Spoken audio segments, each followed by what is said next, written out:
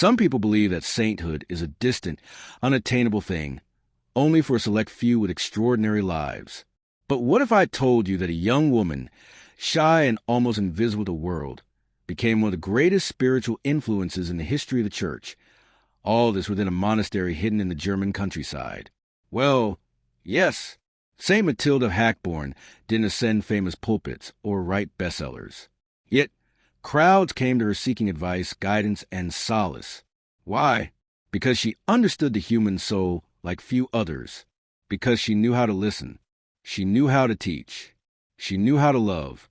And all this while sewing her own habit, washing the chapel floor, and singing in Latin at dawn. At a time when so many people screamed to be heard, Matilde shows us the power of meaningful silence. When everyone rushes to have more, she lived with less. And it was there that she discovered the more the world cannot give. Today, you will understand how a seemingly fragile woman became an immense spiritual reference. You will discover the secret of someone who managed to combine mysticism and practice, prayer and action, contemplation and teaching, all with lightness, balance, and a faith that spans the centuries. And maybe, just maybe, by learning this story, you will also discover that what you so desperately seek may be closer than you imagine. Matilde was only 7 years old when she first set foot inside that monastery. She was just a little girl, the kind who still marvels at the sound of the wind and the patterns in the clouds. But as soon as she crossed the gates of that sacred place, she felt something different. The silence was full of meaning, and the air seemed charged with a peace no one could explain. Amid the Gregorian chants that filled the walls and the serene glow in the sisters' eyes, Matilde found something unseen but felt, and that was enough to ignite the desire to live there forever. That was the first breath of her vocation, the spark of a story that would change lives. The curious thing is that this kind of calling doesn't have to be grand or spectacular. Sometimes it's born in a small detail. It could be a book you read that turns you inside out, a conversation with someone who seems to read your soul, or even a silence that suddenly embraces you and shows you the way.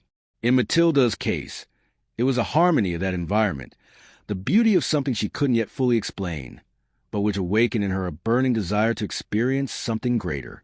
And this kind of experience remains accessible to anyone who has the courage to listen to what their heart whispers amidst the noise of the world.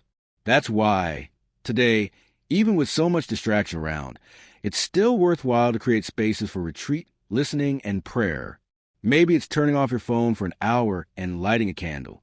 Maybe it's visiting a church in silence or starting a spiritual journal. What matters is understanding that sometimes the soul just needs a little push to find its place.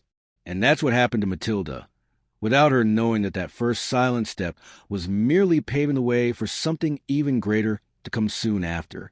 When Matilde decided to enter the convent at 17, it wasn't on impulse or an escape from a world. It was a conscious, mature choice, shaped by a decade of fascination, companionship, and silent listening. That monastery, which seemed so serene on the outside, was on the inside a true crucible of spiritual and intellectual formation. And Matilde dove headfirst into it, discovering that her calling was more than contemplation. It was to serve, teach, and form. Over time, she ceased to be just a young woman enchanted by the religious environment and became the one who guided other young women on the same path. What many people forget is that spiritual growth doesn't just happen on one's knees. It also happens with a notebook in hand, an attentive ear, and humility in one's heart. Matilda's mentor was none other than her sister Gertrude, the abbess herself, who formed her with rigor but also with tenderness. It was in this environment that Matilde developed extraordinary gifts. Her musical talent blossomed as a direct bridge to the divine, and her teaching charisma revealed a rare ability to guide souls with wisdom. Those who listened to her felt engaged, understood, and guided. And if today you feel born for something greater, perhaps the secret lies in seeking someone who has already walked this path and allowing yourself to be formed with humility. Matilde became a role model, not because she wanted applause, but because she understood that vocation is mission, and mission is giving. And look, this applies to any vocation, whether it's teaching, caring, writing, leading, or welcoming. The important thing is to use your talents as bridges between heaven and earth. How about, for example, starting the day a journey of formation in whatever you feel brings you closer to God? It could be a theology course, a ministry in the church, or simply becoming that trustworthy person who knows how to listen and guide. Because when someone discovers their mission, everything around them begins to make sense. And that's exactly what began to happen in Matilda's life, especially when her gift of music began to touch much more than just ears. It's impossible to talk about Matilda without remembering the affectionate nickname she received within the monastery, God's Nightingale. And it wasn't for nothing. Her voice, soft and deep, became almost a living prayer every time she sang the liturgical hymns. But it wasn't just her timbre that enchanted. It was what she conveyed, a devotion so intense it touched the soul of those who listened. And most impressive, she sang hidden, without pretending to be noticed, like the nightingale itself, which hides among the branches but fills the forest with its song. This shows that when the heart is full of God, even silence sings. Matilda understood that true praise is not born on the stage, but from surrender, and her daily life was a composition of small notes of faith. Work, prayer, study, and service all set to the rhythm of Ora et labora, the motto of St. Benedict. She knew that idleness was the enemy of the soul and made a point of filling her time with purpose. She sowed her own habit, helped the sick sisters, taught the novices, and still found time for deep meditation. Those who saw her in patched clothes perhaps couldn't imagine the greatness of the spirit that inhabited her. This teaches us that a person's worth is not measured by the shine of their clothes, but by the light of their actions. And this spirit of poverty and simplicity is more urgent than ever in a time when we strive to have more. Matilda shows us the power of being more, to be more humble, more available, more authentic. Want to apply this today? Start by reviewing your excesses. Let go of things that only take up space, both in your home and in your soul. Try living with less demands and more gratitude. Exchange the luxury of what is expensive for the value of what is essential. Because life only truly sings when the heart is light. And Matilda's, it was already flying very close to heaven, where she would begin to see even more deeply the mystery of divine love. Matilda wasn't just music, teaching, and service. She was, above all, a mystical soul. Someone who could be so silent within that she heard what most people ignore, the whisper of God. And it was in these moments of profound silence that she immersed herself in heavenly visions. One of them marked her life forever. Jesus, with a wounded heart, revealed himself to her and said, "See how great is my love." That wasn't just a pretty image. It was a direct call to live intensely what is written in the gospel. And let's face it, this is one of the most transformative experiences anyone can have, feeling loved in this way. And it's curious how today, with so many voices trying to define us, what we need most is a silence that reveals who we truly are. Matilda found her identity in the Sacred Heart of Jesus, and it shaped everything about her, her way of serving, her way of loving, even her way of suffering. Those who cultivate this devotion, as she did, learn to see life through different eyes. Less pressure, more trust. Less fear, more surrender. And for those who want to start, here's a practical tip. Dedicate 15 minutes a day to reading and meditating on passages from the Gospels, especially John 15. If you can, bring this into a moment of adoration and say, like Matilda, "I want to love with your heart." Devotion to the Sacred Heart is not a decorative ritual. It is a new lens through which to live. And it is impressive how much it can heal, balance, and give direction to those who are lost or weary. Matilda's soul lived in the state of enchantment, and she often entered ecstasy during hymns or solitary prayers. It was as if each note she released into the air lifted her a few meters above pain, limitation, and matter. But the most beautiful thing is that she didn't keep it to herself. She transformed each mystical experience into a learning experience. And this learning, as we'll see, ended up being recorded in a way that can still touch those seeking something deeper today. Not every treasure shines.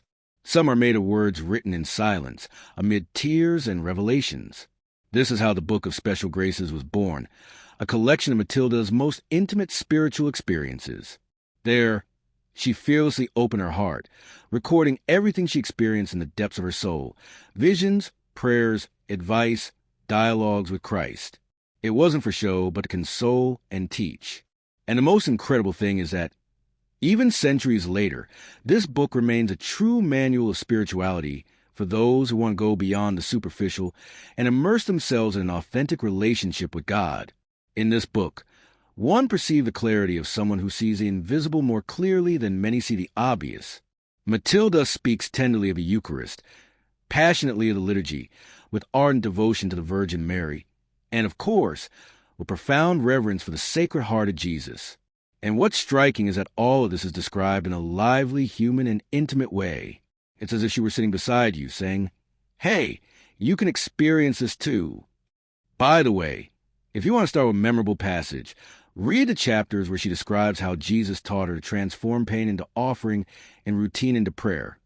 They are precious jewels for the weary soul. And do you know what this teaches? That even the most mystical experiences need to take shape, to bear fruit. That's why Matilde wrote, because what isn't shared dies stifled within the soul. Perhaps today you too are experiencing something powerful with God, something you don't quite know how to express. How about starting by writing? It could be in a spiritual journal, a letter to yourself, or even a sincere post on social media. Sharing heals, inspires, transforms. And it was precisely this sharing that made Matilde such a sought-after spiritual figure.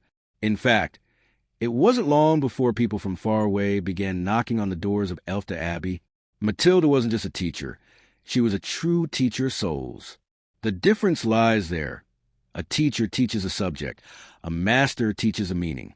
And Matilde had this rare, almost divine gaze that saw not only what a person was, but what they could become. When the parents of a 5-year-old girl knocked on the Abbey door, entrusting the child to her care, Matilde welcomed them as if recognizing a promise. And she was right. That girl would grow up to become one of the church's greatest saints. This reveals the power of someone who forms not just with books, but with presence, compassion, and wisdom. And let's be honest. Today, more than ever, the world is thirsty for teachers like this. People who know how to listen, welcome, and guide. People who aren't concerned with molding others into their image, but with helping each person find their own calling. They're the kind of people who, instead of pointing a finger, extend a hand. Matilde did this naturally, and that's why so many families wanted to send their daughters to Elfta, not only because of the quality education, but because there was spiritual direction and character formation. And have you ever thought about being this kind of role model for someone? Sometimes, a simple conversation with you can be the spark that reignites someone's dormant faith. It's this attitude of serving and educating at the same time that makes a life truly fruitful. Matilde left each person better than when she arrived. She comforted those who suffered, gave practical advice, and strengthened the weakest. People from far and wide sought her out, not to solve material problems, but to bring inner clarity. And look how interesting. Even with all this influence, she remained humble, silent, with her eyes turned upward. But her legacy doesn't end there, because the story of a soul that truly surrenders itself never ends. It inspires, transcends time, and continues to echo to this day. So now tell me, after all this, do you still think that sainthood is too far away for you? That living with purpose, loving deeply, and being a channel of wisdom is only for those who are a habit? Saint Matilde proves us wrong. She lived in hiding, but impacted generations. Not because she sought recognition, but because she decided to live every detail with meaning, with love, with living faith. And so, I ask you, how many lives can you transform with the gifts you already have, but don't yet use? What habits can you change today to begin a lighter, deeper, more personal journey? The truth is, everyone has something of Matilde inside them, a sensitivity waiting to be awakened, a voice that hasn't yet dared to sing, a dormant mission waiting to blossom. And perhaps now is the time to start. How about taking some time to listen to your soul, to review your priorities? Perhaps write your thoughts in a notebook, dedicate a moment to silence, or even help someone who just needs a kind word. The action may be simple, but the impact is immense. If this content made you reflect, leave your comment below. Tell me what touched you most in this story. Subscribe to the channel, activate the bell, and share this video with anyone who needs to know this master of souls. Because we're not here just to hear stories, but to become a part of them. Shall we walk together?